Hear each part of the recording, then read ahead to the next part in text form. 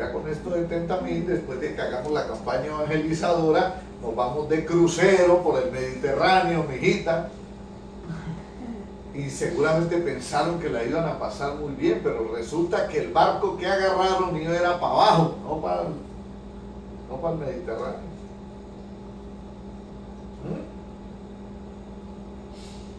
Entonces ellos podían haber dado cualquier porción o no haber dado nada. Eso lo dice Pedro ahí. Hubieras podido quedarte con él y no pasaba nada. Entonces, ¿cuál es el primer manchón que ellos tuvieron ahí? La mentira. La mentira.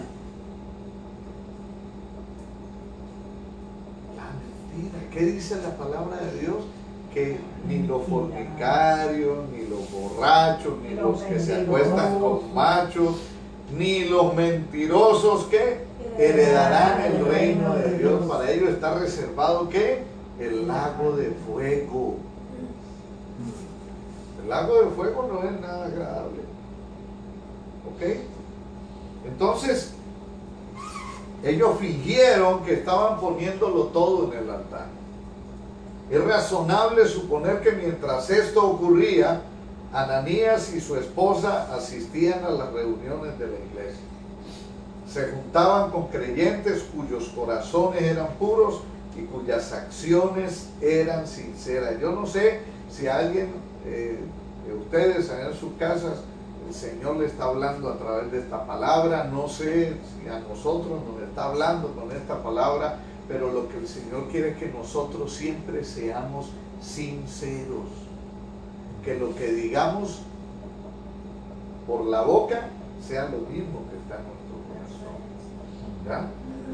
Entonces, fíjense que para ellos, para poder realizar su malvado plan, ellos tenían que haber cerrado su corazón al Espíritu Santo, porque cuando uno teme, cuando uno ama todas las cosas de Dios, a uno le da temor fallarle.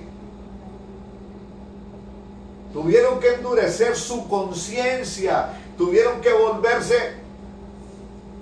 ¿cómo dice la palabra? ¿Cómo era que le decían a los gentiles? ¿Qué eran los gentiles? No, paganos, eran paganos. En ese momento volvieron a ser paganos. Porque ¿qué hace la gente en la calle? La gente del mundo, ¿qué hace? Hacerle trampa el uno al otro.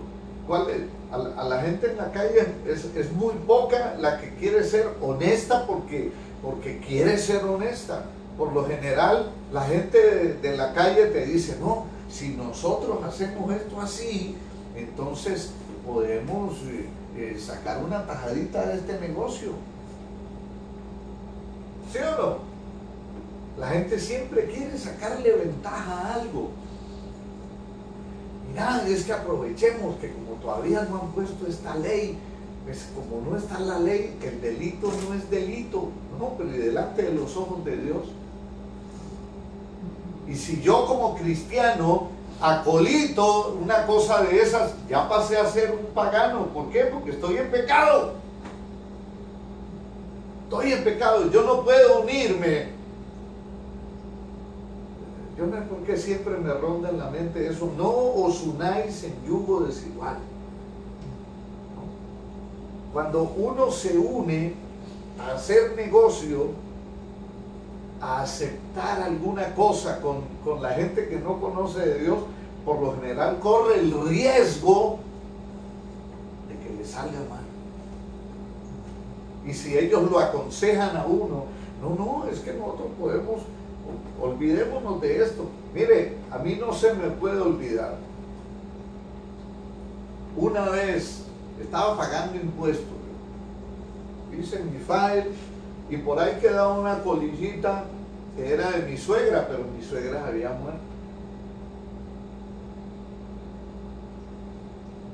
Una colillita que era de mi suegra.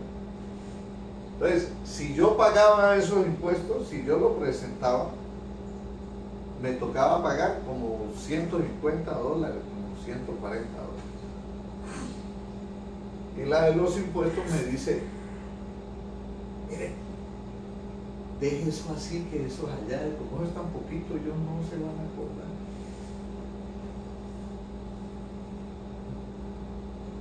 Y yo lo dejé así. ¿Para qué?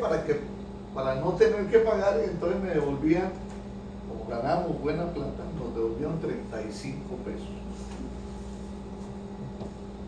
3 años después, me llega una nota del IRS que no olvida nada. Señor, usted debe $690 porque ese dinero que usted no pagó de tal año, que eran $140 por los intereses ganados, pues ahora equivale a $690. ¿Usted cree que si yo hubiera sido cristiano yo hubiera hecho eso? En esos días porque era muy bien. Pero yo no era consciente. La ley de Dios pues trataba de hacer un torcidito ahí para los $35 y no tener que pagar los 140. Terminé pagando 600. Entonces,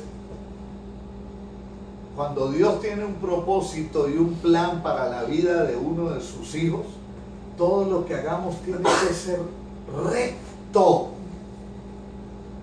Recto, porque Dios no se va a complacer con el torcidito. Todavía no habíamos recibido al Señor, mi esposa y yo. Pero Dios no iba a patrocinar algo ilegal. ¿Ok? Entonces, mire que en estos versículos que leímos de Hechos, ya nos presenta cómo se castigaba el engaño. Las últimas palabras que Ananías escuchó antes de morir fueron: no has mentido a los hombres, sino ¿a quién? A Dios. Esa era la última acusación que él tal vez esperaba oír en una iglesia. Y si un día tenemos que estar delante de Dios, presentándonos delante de Dios, y que el Señor nos diga que Él va a pasar ahí como en una pantalla gigante, a decir: mire, usted hizo esto, ¿qué vamos a hacer con eso? Eso no lo deja entrar al cielo.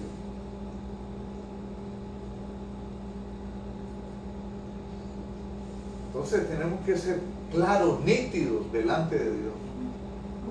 Nítidos delante de Dios y delante de las personas. ¿Ok? Entonces, mire que esto que hemos leído, que hemos visto hoy, nos enfatiza la responsabilidad de guardar nuestra vida pura. No podemos depender de la espiritualidad de otros para cubrir nuestro pecado. Pedro no le dijo a Ananías que iba a morir. Él simplemente anunció el pecado terrible que Ananías había cometido. El juicio, ¿quién lo hizo? Dios. El juicio no provino del apóstol Pedro, vino de Dios. Después de los jóvenes que habían ahí de la iglesia envolvieron el cuerpo y fueron y lo llevaron a enterrar. Nos habla también que la misma pena de muerte fue para su cómplice. Esto quiere decir, ojo con esto, cuando nosotros nos callamos ante el error que estamos escuchando doctrinal en la iglesia hoy en día, nos estamos volviendo ¿qué? Cómplices. Y si nosotros nos quedamos callados por el no juzguéis, no digáis nada, respeta al ungido de Dios, el día que les hagan juicio a ellos, ese juicio nos va a cubrir a nosotros por quedarnos callados, porque la palabra nos dice contender ardientemente por la fe. Eso estaba entre paréntesis. ¿Ok? Pedro permitió que Zafira declarara su propia sentencia. Ella misma, cuando él le pregunta, ¿en verdad lo que vendieron de verdad fue este precio, ¿cierto? Pero sí, ya con eso que estaba diciendo, soy culpable. ¿Ok? Entonces es más que evidente que el hombre y la mujer habían acordado y ensayado lo que iban a decir. Mire, ¿por qué trató Dios tan severamente con ese engaño? Ya había pasado el tiempo de la ley. En el tiempo de la ley, el que fallaba, ¿qué le pasaba? Chao. Pero ¿por qué en este tiempo ya, que era el tiempo de la gracia, por qué Dios trató tan duro con ese pecado? Por la mentira. No, hay una razón más que poderosa.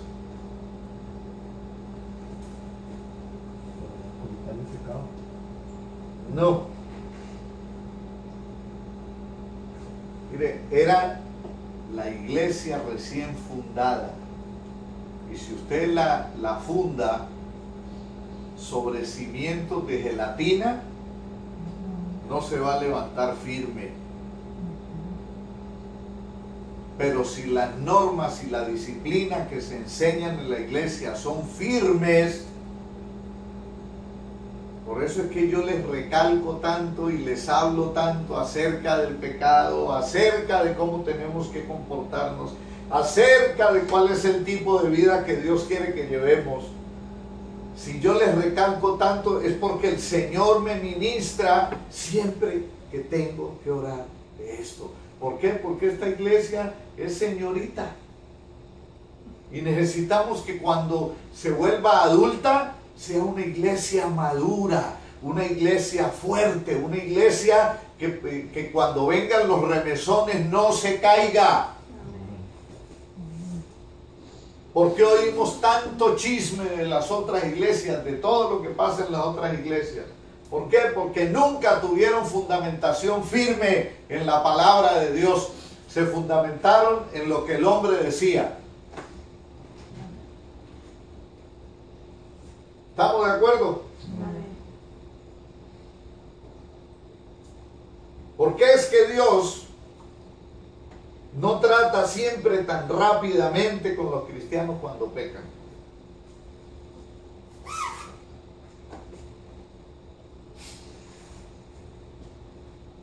A ver, contesten.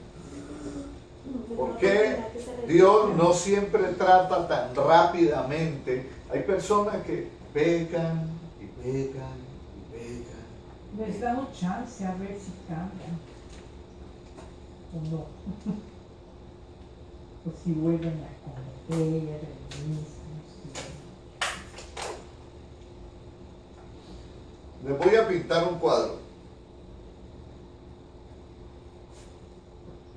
¿Ustedes se acuerdan, yéndonos al Antiguo Testamento, cuando el pueblo de Dios, el pueblo de Israel iba atravesando el desierto?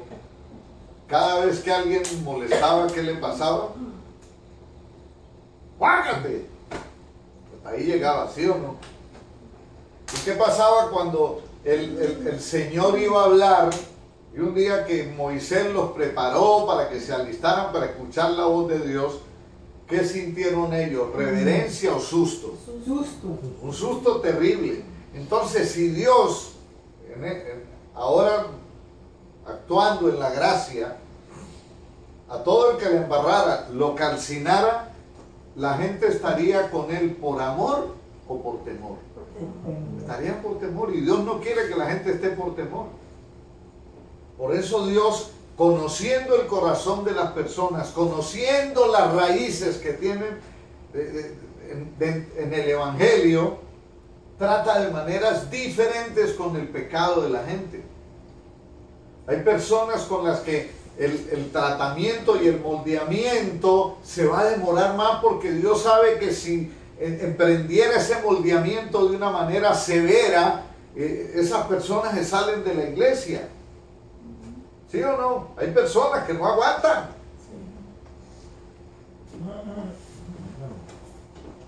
Hay personas que no aguantan.